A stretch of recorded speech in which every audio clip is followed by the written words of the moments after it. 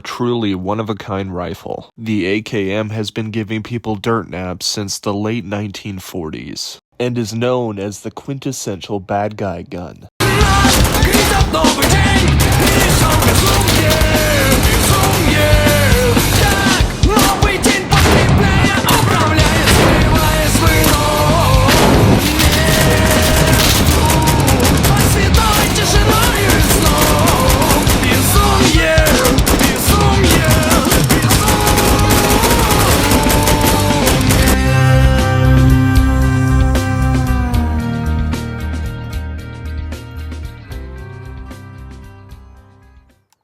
Let's go over the specs of the AKM real quick. The AKM is an assault rifle chambered in 7.62 by 39mm and has a 16.3-inch long barrel. Designed by the legendary Mikhail Kalashnikov, the AKM and its many variants have been in use with the Russian military and former Soviet militaries since the 1940s. Coming in 7.62 by 39 and having a heavy construction overall, the AK platform has been known to be very controllable and is capable of hitting targets out to medium to long-range distances. Used in the war in Czechoslovakia, Kosovo, Afghanistan, and now in the Russo-Ukrainian War, the AKM and its variants have been very reliable for all of its users for over half a century. With the AKM's reputation being one of the best military rifles in the world, it's no wonder you constantly see it in video games and media. Even though the original design for the AKM is old as dirt, it's so reliable and effective at its job that it continues to be used to this day. And in comparison to the original M16 variants that were seen in Vietnam, it is a complete night and day comparison.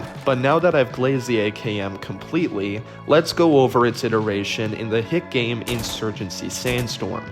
In Insurgency Sandstorm, the AKM is the cheapest gun for insurgents to use. This means in your first few days to months playing the game, you will get very acquainted with the AKM. The AKM has great recoil control, allowing you to hit follow-up shots way more precisely than most of the other guns in the game, even including the M16A2, in my personal opinion. With the 7.62 stopping power, you're usually going to take down an enemy within 1 to 3 shots. In comparison to the 5.56 rifles in the game, which take around 2 to 4 shots, it's not that much of a difference, but you definitely notice it when you're getting into heavy combat. The recoil is very controllable under full auto fire as well, allowing you to take out complete waves of enemies in one sweep, especially due to the fact of how lethal the 7.62 cartridge is in the game. The AKM's mag capacity allows you to take down many enemies with its lethality, in comparison to the M16A2, which has the same mag capacity but sometimes feels like you're just going through rounds too fast. Maybe that could be due to the fact that it's not taking down the enemies as fast as the AKM is, I don't know. The AKM is considerably more modular than the M16A2 in-game, which is the cheapest gun you can get as the security class. This allows the rifle to be much more effective than the M16A2 in-game,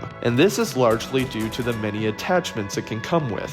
When I play video games and try and follow a certain kind of decade period, I usually go with only the equipment and attachments that would come in that decade. For the AKM, I am currently only using attachments seen between the 1970s and 1990s on the AK platform. First up is the side rail mounted PKAS sight with 1.5 magnification. This sight was designed in the late 1990s and has been seen used with the Russian military ever since on some of their rifles. However, the Russian military is most often seen without any optics at all on their rifles, except for specialized infantry units and the VDV and Spetsnaz, of course, where they have their AK-12s and modern holographic sights. I like the PKS sight a little bit, but not that much. It's good at taking down targets from short to medium range distances, but when we get out to the long range targets, it's basically obsolete. But that's where this next sight comes in.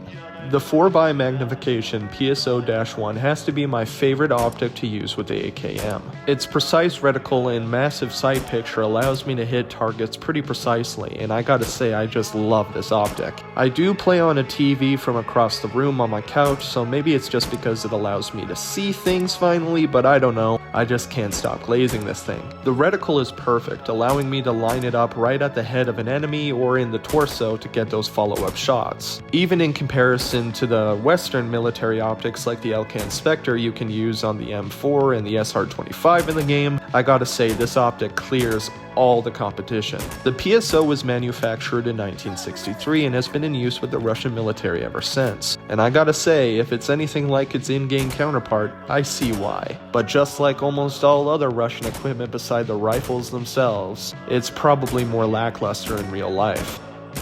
The last attachment we will be going over today is the GP-25 underbarrel grenade launcher for the AK platform. Taking a whopping 12 years to design between 1966 and 1978, the GP-25 has to be one of the most produced underbarrel grenade launchers of all time. Unlike the M203 seen on the M16 and M4 platform, the GP-25 does not open to accept a cartridge. Instead, after loading it and firing it, you simply load it again from the breech.